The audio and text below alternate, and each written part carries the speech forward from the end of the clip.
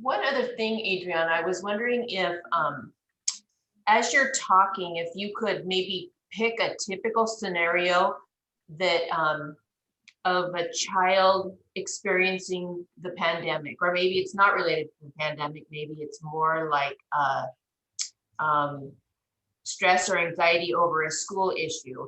And then as you're talking about these things, kind of give an example that matches that scenario. Like, I think one of the things that kids might fear is that they're never going to get to spend time with their friends ever again. Okay. And I'm just wondering if maybe so when it says execute a plan to create a change, how would you do that? What is it? Do I actually watch it? Okay, I think maybe they're just talking to themselves, but so I'm wondering if we could just come up with an example to kind of illustrate this in a more hands-on way. Does that make sense? Yes, definitely. And I think that's a really good example that you came up with never seeing your friends again, right? That's definitely a thought that a lot of kids are having right now. Yeah. So for this one, it would be, just observing. So we were starting from the very beginning, right? Change our thoughts, right? So let's go back. So check for our automatic reaction. So this could be, I'm never going to see my friends again. I'm never going to be able, this is never going to go back to normal, right? So the first option is, what was that?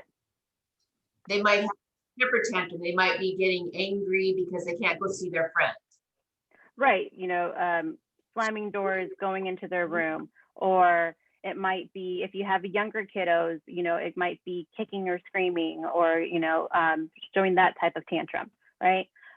So these are one of the things that we can do is stop and take that pause, right? This is really why it's called practice the pause, right? Stop and take that pause. Take a moment and check your automatic thought. What is this thought and why am I having this thought?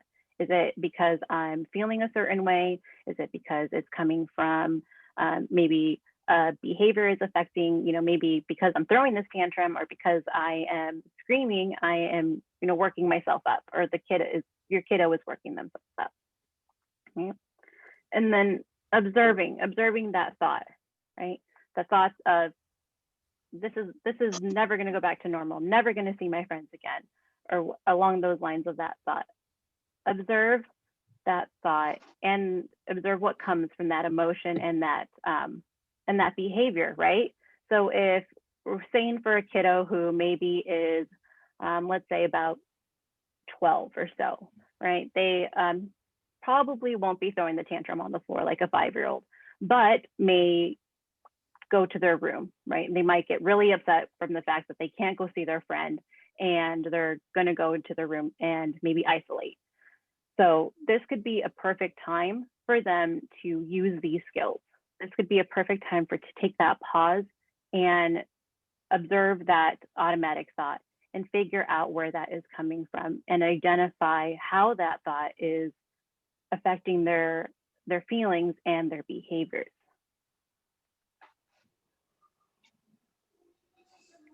And so this also comes with coming up, those different alternatives thoughts, right? So instead of having that thought of I'm never going to see my friends again, it could be more of I can see my friends again and I have to take these precautions in order to see them.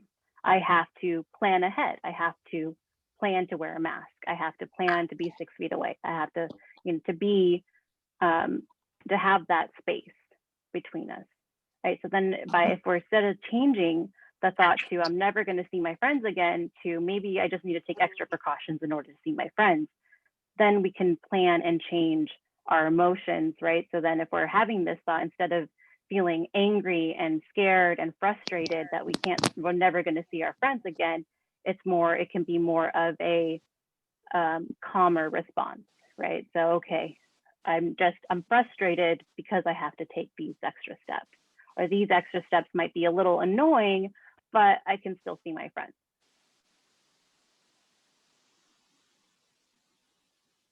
And then the execute. So execute your plan to create that change. So if that is the thought that we're having, that we're never going to see our friends again, and maybe we can change it to, taking those extra precautions and then executing on that, right? So if that's a thought, okay, what are those extra precautions that I need? How will this help me feel safer? So I'm not feeling so scared, or I'm not feeling like I'm never going to see my friends again.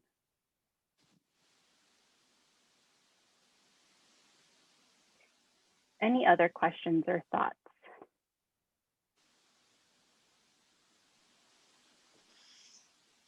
Okay, we'll move on to the CALM model. So this is a lot more of those doing skills. So this is for those kiddos who might be feeling like there is just no control right now. They have no control over anything. This pandemic is going on. What can I do to feel in control of myself, of what is going on? So these are our doing skills. These are ways to relax our bodies, to relax our minds, to calm ourselves down, right? So active behaviors for kiddos and for adults.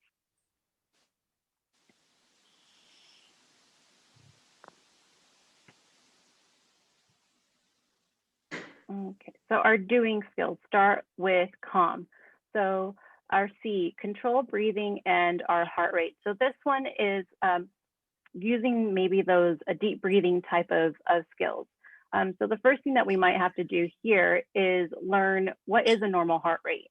How do we take our heart rate?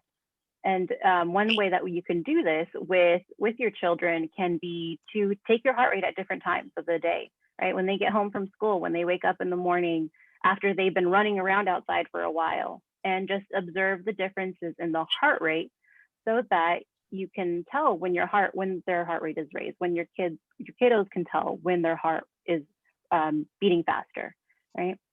And then the controlled breathing. So one thing that's really interesting that I learned was that deep breathing and a panic attack, or that anxiety and that stress, they just don't work together in the brain, right? So deep breathing actually stops those chemicals in the brain. It shuts that down. It shuts down that anxiety, that stress response that we have when we take those deep breaths. So that is one of the reasons why we practice a lot of deep breathing in a lot of therapy sessions, and want to bring this to everyone. And you might think, oh, well, we breathe all the time. I'm breathing right now. It's a little different, and we will go through exactly that. I also have some workbooks that will also talk about how to do that different deep breathing with kiddos from 5 to 12 versus the teens and also adults. So the A is attend to the present moment. And so this is really trying to get out of our heads, right? Trying to get out of what's went on in the past, what's going on in the future, and just bring us to right now. And one way that we can do that is by practicing like our 5 senses, right? What am I seeing right now? What am I feeling? Or what am I seeing right now? What am I feeling? What am I touching? What am I hearing? What am I smelling? Those type of things to bring us into that present moment. And then listening to our thoughts and feelings. So this is more of kind of just riding that wave. We're not thinking that a thought is a good thought, or it's a bad thought, or a feeling is a good feeling, or it's a bad feeling. It is just observing. It's riding that wave. When we have a certain thought or certain emotion, sometimes we may feel like there's kind of that up and then we kind of come down, right? So for the example that we had earlier of the child who feels that they're never going to see their friends again, I'm sure if they were to stop and listen and just observe that thought, eventually it will subside. Eventually those strong feelings of frustration or anger or sadness will subside, right? The feeling is temporary. So just listening to your thoughts and feelings, riding that wave. And then M for master that relaxation and body scanning. So that's when we talk about the deep breathing, the progressive muscle relaxation. You can also do 5 senses in here as well. So there's more skills that we can talk about as well. So like we were saying earlier, earlier, the C for control, controlling our breathing and heart rate. You can't panic if your body isn't in panic mode. So just like I said, our stress response, deep breathing really shuts that down, slowing down, counting slowly. So we have the square breathing. So for adults and teens, we, so breathe in for a count of 4, right? Breathe in for a count of 4, hold it for a count of 4, breathe out for a count of 4, and then breathe out, or holding that out breath for a count of 4. So it becomes like a little square. And then for our kiddos, we have the bubble breathing, or belly breathing is another one. So having, your hand on your chest, hand on your belly, and really trying to make your belly distend and your chest stay still. Or there's that bubble breathing as well, and like pretending to, blow out a cake and breathing and then taking that breath in slowly. So for this one, for the example that we had earlier of the kiddo who is having those thoughts of never being able to see their friends again. So this could be something they could do with that breathing, right? That bubble breathing is something that they could do. So A for attend the present moment, what's going on right now, not getting caught up in the future or the past, really focusing on what's going on, how am I feeling, what am I seeing? And this could be that kiddo in their room, looking around their room. Okay, what toys am I seeing around me? What do I hear my siblings playing outside or playing outside my room? Those types of things. Okay. And the L, paying attention, acknowledging, just riding that wave. All right, not thinking good or bad, just letting it be.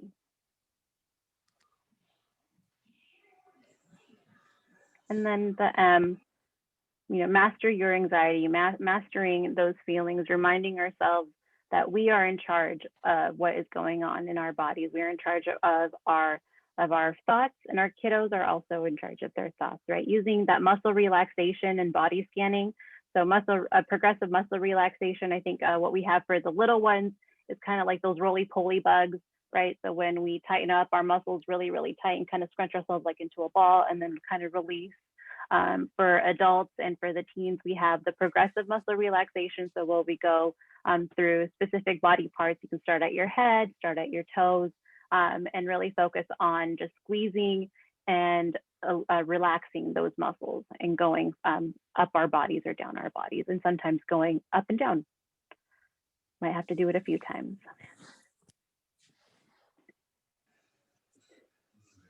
Any questions on the calm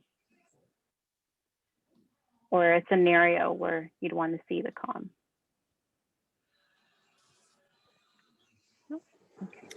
I had a quick question and earlier on beyond the calm point, but what about for younger kids where they tend to show that more through a tantrum in the beginning? Any tips on getting to the point where you can talk to them? Because I haven't found too much success with trying to get them to calm down. It's almost like putting fire on the storm when you tell a tantruming child to calm down. So would love any tips. Yeah, definitely. I think, it really depends on kind of what's going on at that time. And, also the safety of your kiddo, right? If your kiddo is safe and they're in a really big tantrum of, they didn't get the toy that they wanted, or they didn't get to go outside and play with their friends, and now they're on the floor screaming, and crying and kicking. For that, it really could just be waiting until they're calm. And because, at that time, you can't talk to them, just like us, when we're in the middle of like that heightened stress mode, when something's going on and we're just in the middle of it, if someone's telling us to relax or calm down, it's not going to happen, right? Just like with our kiddo, just like with that kiddo. So sometimes it's just waiting, really just waiting it out. It might just be letting them know that you are there, that when you are ready, I am here to talk about it. When you are ready, I am here to figure this out with you. right? And sometimes that will take some time. And when they do get up to that point where they are calm enough, asking them, or letting them know, hey, I saw you kicking and screaming. I heard you screaming. You must have been really frustrated, right? And just acknowledging that feeling, labeling that feeling that they're having. And you might be wrong. They might say, no, I wasn't frustrated. I was just really sad, right? And that's how they express their sadness. And you could also talk about how to express those feelings, and also by modeling how to express that frustration and that sadness. So if you have a kiddo who is, is punching walls when they're angry, right? Let's punch a pillow. Let's throw a ball against a wall. Let's kick a ball against the wall, right? That can help with getting that aggression and that frustration out without damaging a house or hurting ourselves as we're doing that. Does that kind of answer the question? Very helpful. Thank you so much. Yeah. Any other questions or thoughts?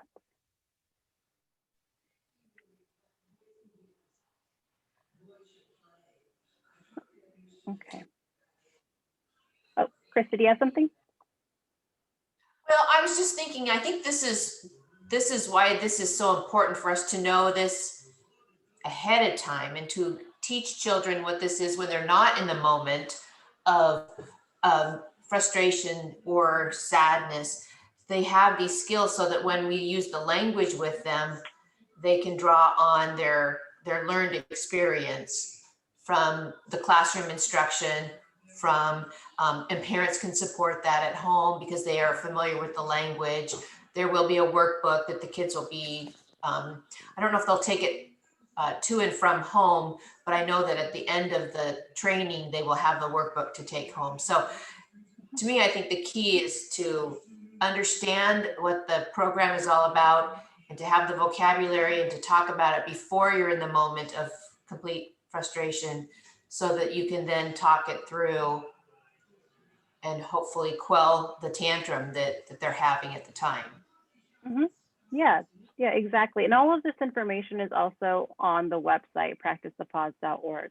So you can always go on here on that website, check it out, go through these different slides. There's a different format for those. We have the workbooks on there as well. So if you want to follow along with your kiddos with what's going on at school, you're more than welcome to. There's also the adult workbook that you can do yourself with your kiddos. If you want to make it a family activity as well, maybe before bed, practice a progressive muscle relaxation, right? That's a great way to help your body relax, and it also might help them fall asleep. You might also, there's also the other different activities that we have in like the kids models, and you can also take those home, right? You print them off at home or just bring them up on the computer and just, what did you do today? Oh, you talked about whatever feeling. How do we express that here at home? Or how do we make sure that we know that that's what we're feeling instead of maybe something else or a secondary emotion or something along those lines. So the next one that we have is our care model. So the cope and the calm models are about thinking and doing. So the care is more about that existential, the being, the different values, the more kind of make it more unique to each individual, right? So what can I do to better myself or to help out my community or those type of things, right? It's more to live intentionally and think greater than ourselves, that community involvement. So the being skills. So the first one is connect to other people or ideas. And I think this is probably one of the most important things to take away from the being skills, is that us as human beings, we are social beings. We need to be around other people, even if it's just one or two people, right, that we're just close to, or maybe it's a huge group of people that we have surrounding us, but we need to be connected. It's how we stay healthy. We need to have that connection with other people. So finding ways to connect to other people, whether it be through, 6 feet apart, walking down the street together, whether it be, playing a game online with your friends, and at least you're still connecting. You are still having a conversation with your friends, doing, I think there's also like Netflix, they have those movie nights that you can do, right, with your friends. So finding ways to connect to other people and having your kids connect to other people in that sense. So finding ways for them to connect. I know right now there's also starting to come out with like online type of support groups and things like that. So if you can find like an activity that your kiddo is super interested in and find an online group that is doing activities together, maybe it's an arts and crafts group, or maybe it's like a Lego building group or something along those lines, right? Finding different ways to connect your kiddos with other kiddos. The A is for accepting of change.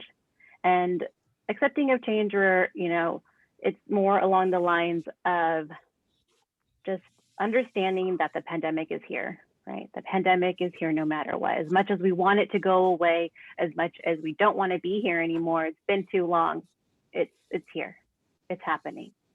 And just accepting that it is happening, and that we are needing to, work, kind of finding out that new normal in the sense, right?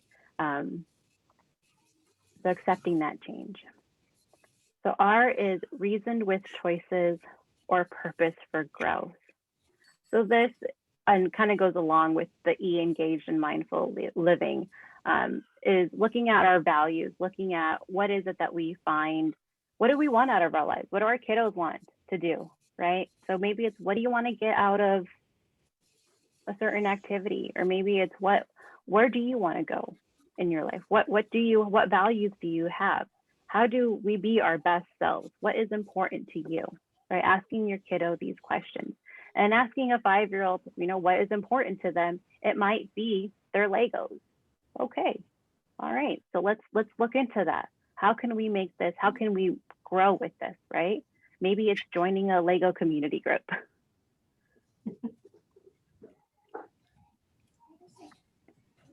So again, the C, connect.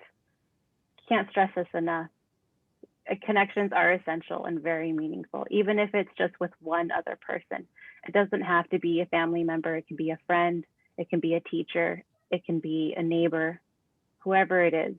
So as human beings, we are social beings and need to connect with others. Then accepting that the pandemic is here, accepting that change is bound to happen, and we're going to grow from it, right? Mental and physical health and happiness are associated with the ability to be flexible, right? We are adaptable. Although sometimes we do not want to be adaptable, we want things to stay the same. We don't want change. I know for me, change can be very difficult at times. Pandemic, lots of things changed, right? Kind of turned all of our worlds upside down. Now we're trying to figure it out. We're kind of getting into, how are we bringing kids to school? How is that going to work? How are we going back into the workforce, out into the public, right? So just accepting that things are changing, and we have to go with the flow. And then R for reason with yourself about your choices and behavior, right?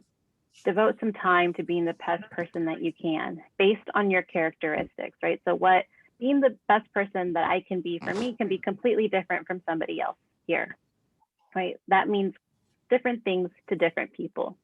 So what is it that's going to make us happy? What is it that brings joy and value to our lives?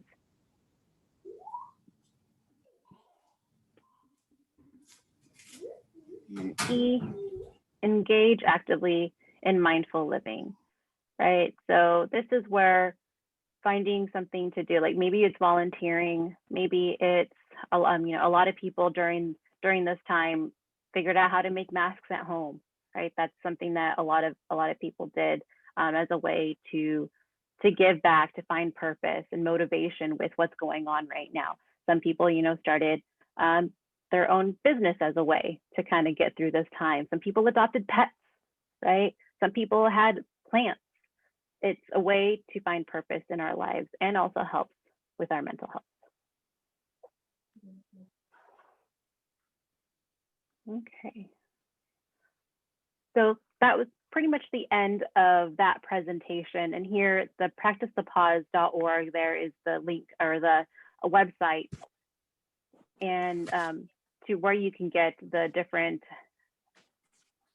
workbooks. You can also find short little videos as well. So those are all there. And let's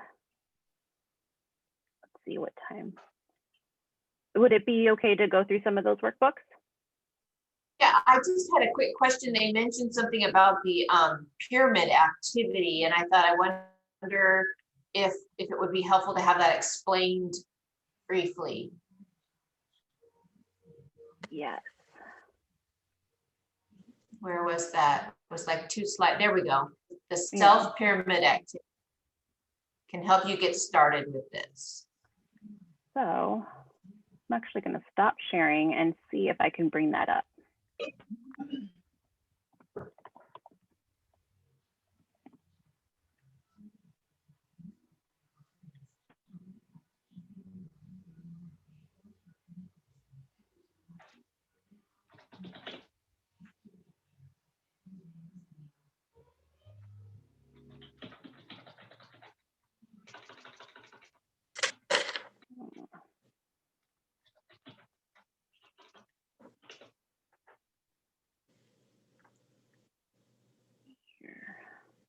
Here we go. Okay.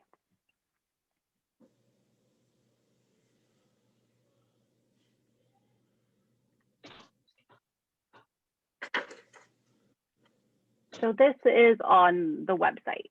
So you can all access this from the website.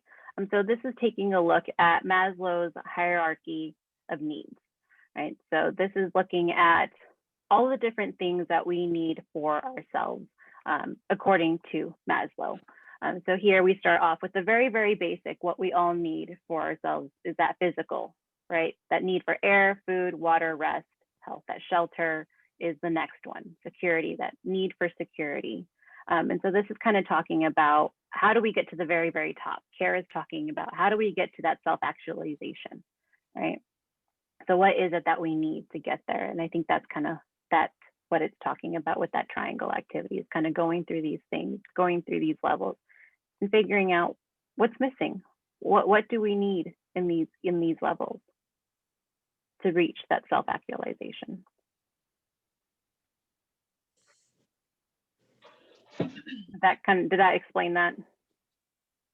Well, I guess I'm trying to relate this to how you would present that to a child. So the physical, those are the things that you need most of all. So you have to make sure when you're trying to choose better choices or behaviors that you're still addressing your greatest need for the physical.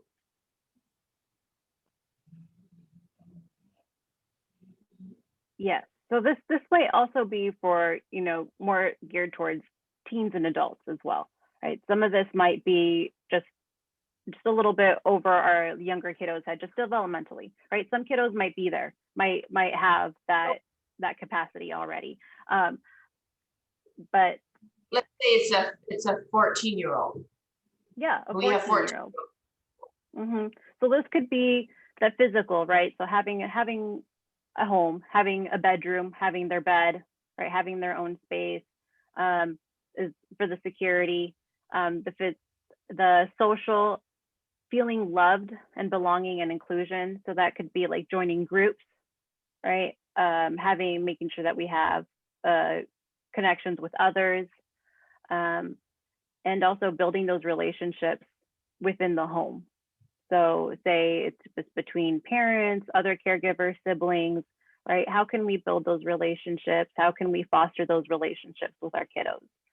And then the ego, the need for self-esteem, power, and recognition. So this can very easily come from mastering different skills, right? So for our little kiddos, it might be cracking an egg and scrambling eggs, right? They mastered something. For our older kiddos, it might be, that driving a car, right? Learning how to drive a car. That's definitely going to build that self-esteem and give us that sense of power, like, hey, I can do this, right? And same thing with our little kiddos when they accomplish other things, those smaller things. And then that's when we get to the self-actualization, the need for development and creativity. So for the younger kiddos, it could be something along the lines, if you have a kiddo who is really creative, right? Fostering that creativity. Maybe it's through music, maybe it's through art. How do I foster that? How do I enhance that? If that is something that they're interested in, right? Always looking into what their interests are.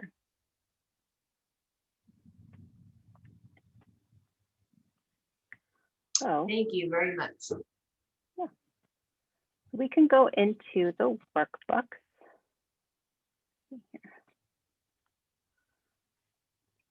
So this is the youth workbook. And so they're all a little different, geared towards the developmental age here.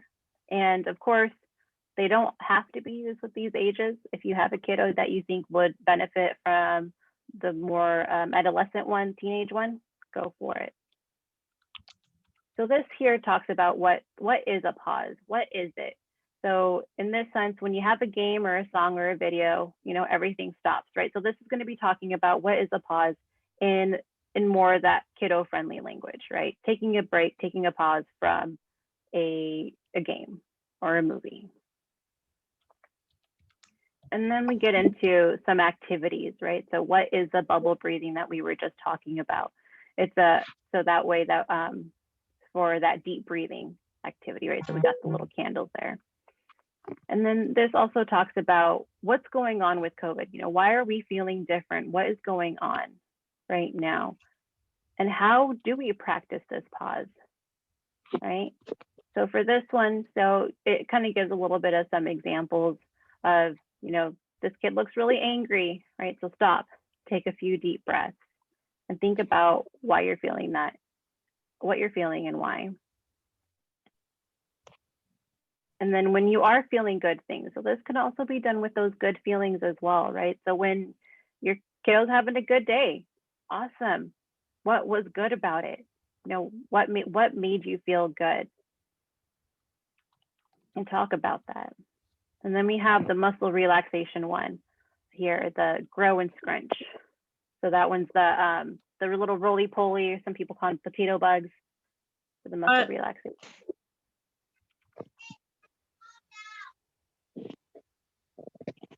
Okay, thought someone had a question. And so this here is really, so for kiddos at this age, it's really about awareness and understanding of feelings. So this workbook really talks about and works with feelings. So it also comes with stickers. So your kiddos will have a workbook that has these stickers here. And as you go through here, each page will have a different emotion, and they can draw about it, they can write about it, however they feel. And this can be taken home, and you can be doing this at home as well. So if you know that your kiddo is working on happy at school, how can you bring that home? You can ask your kiddos these questions, or you can come up with a new way, like what else makes us happy? How else can we foster that happiness at home? And it goes through all those different emotions. I won't go through each of them, but those are there. And then at the very, very end, which is really cool, this weekly chart to help our kiddos kind of become more aware of their emotions and kind of what's going on. And it comes with the stickers. The stickers do fit in here. You can also use, they can draw, they can write, whatever they'd like to use. And then there's also, this is the teen one. So for our 13 to 18-year-olds.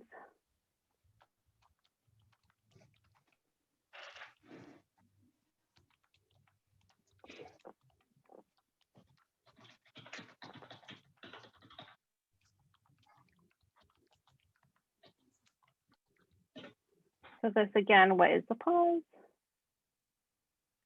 Oh, sorry, I see some chats in here. Reading the chat.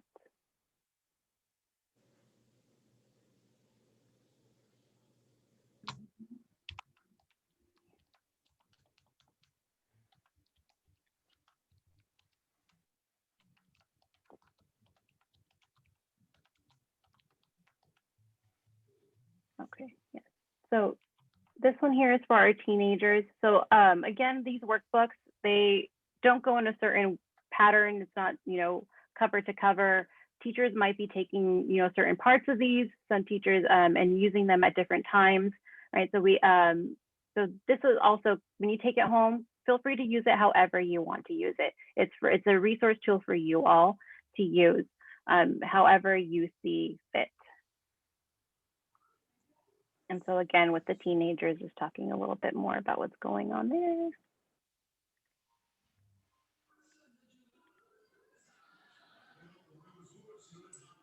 And then the really cool thing about the adolescent teenager one is that it gives specific scenarios, which I think is really helpful with those teens.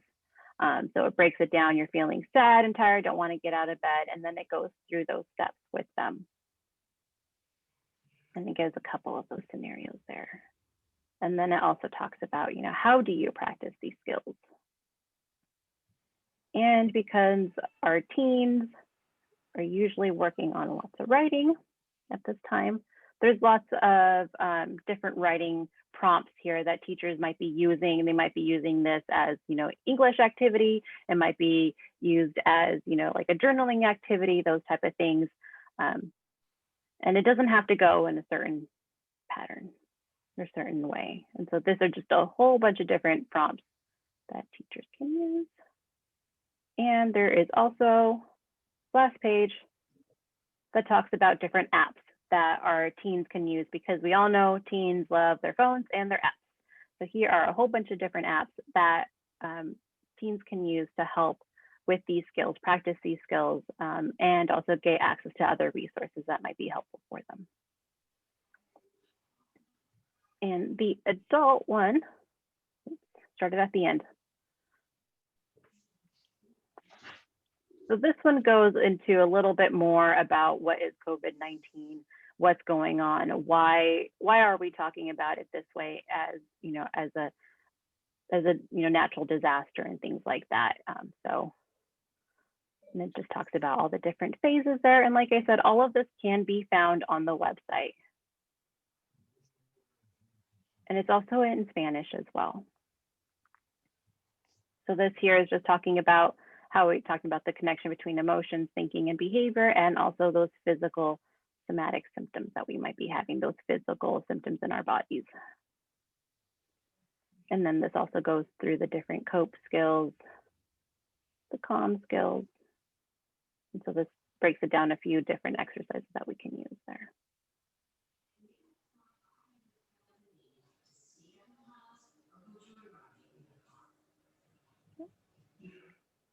All right.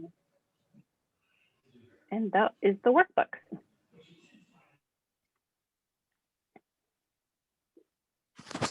Adriana, it seems to me if we were to try to put everything together, there was a wheel, I think, that you had showed in the adult book that, correct me if I'm wrong, but what we're trying to understand is that we have behaviors, feelings, and thoughts, and they all interrelate with one another. And so if we can change one part of that, maybe it's how we're thinking about something, then we can change how we feel about that, which then will change our behavior. Or we could change our behavior, it might change how we think about something, which then is going to change how we feel about it. So that if we understand and we teach children to understand that those three things are related, and we can change the outcome by being more mindful of those three things and figuring out where maybe the leverage is, or where the best place to start is to change one of those things to end up with a healthier state of being. Yes. Yes. Well said. Well summarized. Yes. Yeah. Yeah. That's definitely what we're trying to do. It's, and it's really, yes, trying to figure out, bringing awareness to those three, the emotions, the feelings, thoughts, and behaviors. They are all connected. One affects the other. So if we can change the behavior, it doesn't have to be the thought or the emotion. Maybe it's the behavior, right? I usually say behaviors because that's usually ones that are really noticeable as parents. Those are the things that we're seeing. We're seeing the behaviors. We're seeing our kiddo is isolating themselves. We're seeing that they are not eating or finishing their dinner. We're seeing that maybe they're sleeping all day, or something along those lines, or maybe it's they're they're more active. Whatever it may be, we usually notice those behaviors first. And if we have a chance to talk to our kiddos about that, or maybe it's just kind of on our own as well, right? If we're just kind of trying to figure out, kind of like what's going on here? Why are they behaving this way? What could be happening in their heads? Or maybe what are they feeling, and bringing that in. And also having those conversations with our kiddos when we are able to, right? When, like you said earlier, when they are in a calm state of being, right? When they are open to having these conversations, so that when these issues do come up, you can use this language. You can go to the workbook. You can say, hey, why don't we practice that scrunch bug exercise that you learned in school, right? Or you can say, why don't we practice some of those deep breathing skills? Why don't we just take a pause?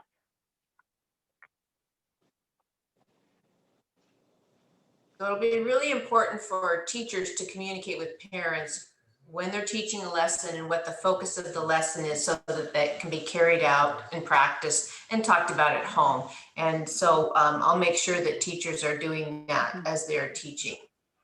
And kiddos should also be getting the same messages. Like I said earlier, it's all over. We're getting it on Snapchat. We're doing, they're on TikTok. So if your kiddos are big fans of TikTok, there are, some ads in there as well. So they're going to be seeing it. And this is going to be all around, not just Yakima. It's over, Lower Valley as well, Spokane, Pullman area. It's everywhere. So hopefully lots of people, we're trying to get this to as many people as possible. And really just to build that resiliency within ourselves and our communities. Yeah, I've seen a billboard, and I've also seen ads on TV already for it. Yeah, I heard an NPR ad the other day. That's awesome. Yeah. Are there any other questions from parents? We have just a few minutes that we could devote to questions.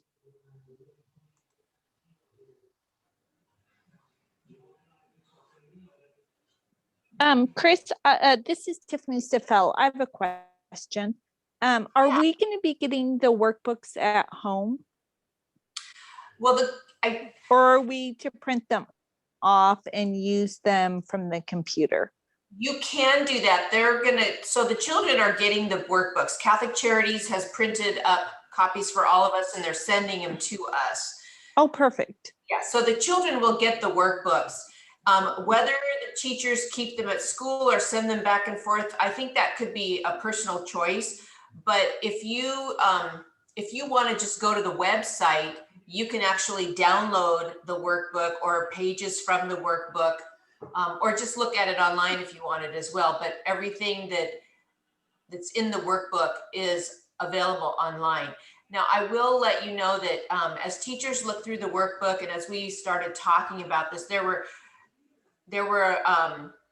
teachers might find something in the workbook, but they might want to adapt it to maybe work better with things that language that they're already using in the classroom, or maybe design that page a little bit more in line with how they know their children are best going to respond. So there could be a little bit of modification. The idea will not change, that we need to understand behaviors, feelings, and thoughts and how they relate with one another. And that by changing one of those, we can actually change the outcome in the other two as well. Okay, thank you.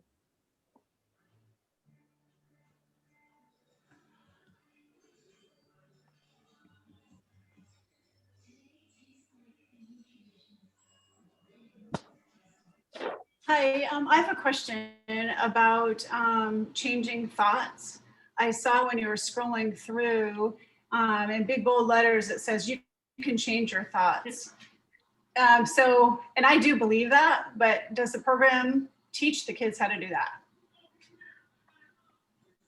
Yes, yeah. So there are, like with the teenage one, there are those specific like scenarios. With the kiddo ones, it's talking about it brings up, you know, what is happiness? How do I feel happy? And what brings me joy? Those type of questions. So we're really trying to bring that awareness of that emotion, and also kind of what brings on that emotion. What are we thinking while we're bringing this emotion, right? So we're trying to tie in that emotion and those thoughts. So then that way it kind of, they can bring those two together, right? That emotion and those thoughts. And, you know, I'm also assuming that, you know, in the classroom, there might be some scenarios or some practicing as well that there might be going on. I'm sure the teachers might adapt that. But you said in the adolescent one, they actually will go into helping children to work at changing their thoughts. Yeah, there are scenarios in the adolescent ones where it kind of takes, like, you know, what's going on. I can't remember exactly how it breaks it down, but it does break down each of the skills, the cope, calm, and care. It does break those down. The adolescent, or the kiddo one, the 5 to 12, really more focuses on the emotion aspect, and really figuring out, being aware of how emotions affect our thoughts and our behaviors, because that's usually where those kiddos are, is really developmentally in that age group, is bring that awareness to emotions, right? It's that emotion to regulation going on. So the thoughts might be a little bit more abstract for kiddos at that age, just because, you know, we can't really see our thoughts. We can't, you know, emotions are a little easier to grasp. That's what the focus is, more on those emotions.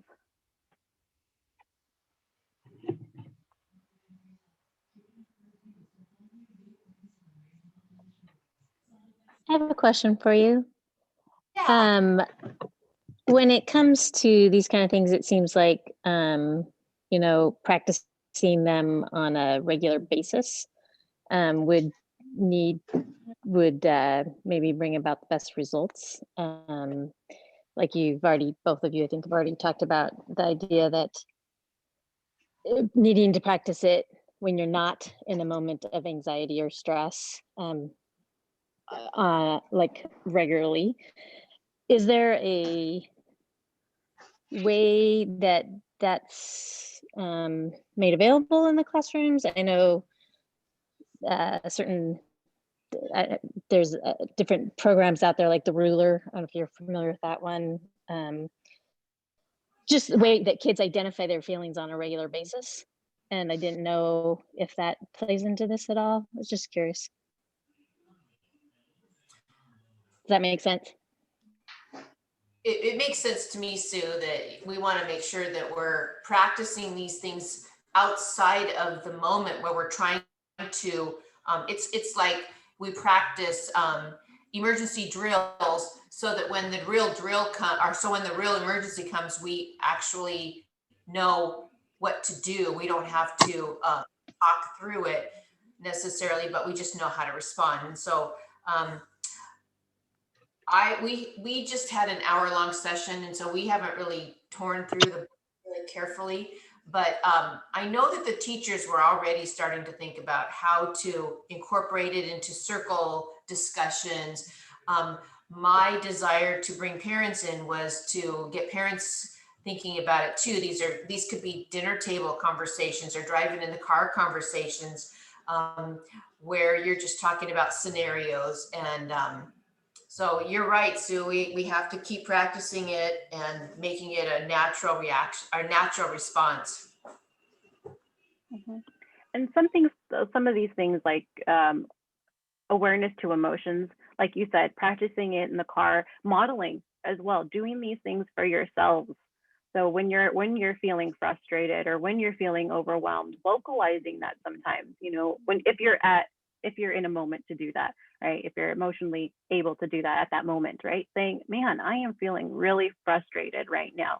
Or mommy's really frustrated that something isn't going right. I'm going to take a pause. Mommy needs to take a pause, and I'm going to take some breaths. Do you want to take some breaths with me? So just modeling that for our kiddos, right? Or showing that, you know, maybe it's, I'm trying to think of another example for feelings. Like if it's, you know, if your kiddo sees you acting in a certain way, so maybe it's you're really fidgety, or maybe it's you're pacing, right? And you can say, well, mommy's feeling or daddy's feeling anxious right now, and there's lots of energy. So daddy's pacing right now. Maybe I should think of a different way to handle this anxiety. Let's think of a different way. Maybe I should do the progressive muscle relaxations, right? So modeling can be very, very helpful in this sense. Practicing these skills yourself and using that and modeling that in front of your kiddos can be very helpful, so that they're like, hey, next time I'm frustrated, well, this is what my mom does, or this is what my dad does, so maybe I should try it. And it also normalizes these skills. They're seeing them everywhere. Thanks.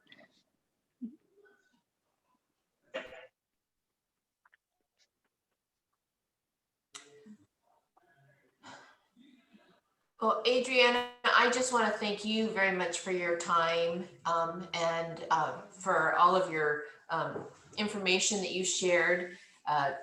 It's greatly appreciated by the school. I'm really excited to get the program started. I think some teachers are getting ready to roll it out next week, and others are gonna be rolling it out in the subsequent weeks that are following. So again, thank you very much. We do have Adriana and her team available to us to help with any issues that might come up. So if there are things that, as you're helping your children through this or talking with them, things come up, please don't hesitate to either email me or ask me for an email address, and I can direct you right to this team of folks to help.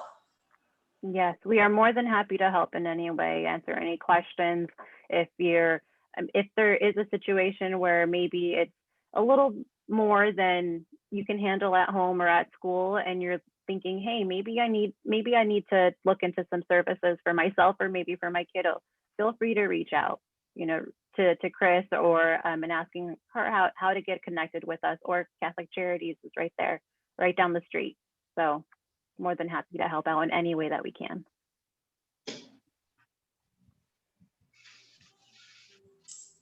Well, I think it's time to sign off and let everybody go back to their evening. And again, thank you all for taking time to be with us. I really appreciate it. So good night, everybody, and I'll see your children tomorrow.